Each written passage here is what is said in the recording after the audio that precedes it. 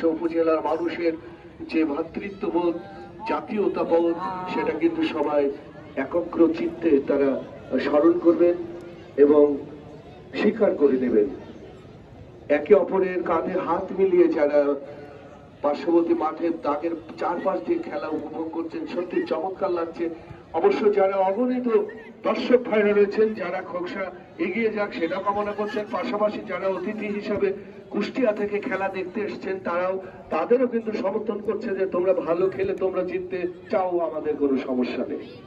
মাঝ মাঠে খেলা, এবারে আক্রমণ পরিচালনা করতে যাচ্ছেন কুষ্টিয়া একাদশ। কাকে দেবেন কাকে দেবেন না চমৎকার ভাবে ঘুরিয়েছেন শর্টফাস্টে খেলা। এই খেলা দেখে ব্রাজিলের খেলার কথা মনে পড়ছে।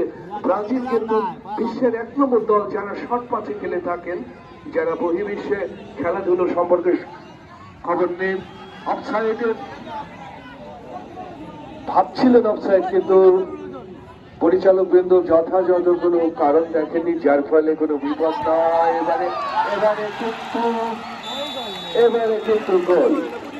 এবারে কিন্তু গোল আকস্মিক ভাবে, হঠাৎ অপ্রত্যাশিত ভাবে গোল হয়ে গেল। এই গোলটি খোকসা উপজেলা একাদশের জালে প্রবেশ করলো। আচমকা একটি গোল কেউ হয়তো ভাবতে পারেননি। যেমন আমরা দেখেছি আকস্মিক কোনো ঘটনা ঘটে, অ্যাক্সিডেন্টলি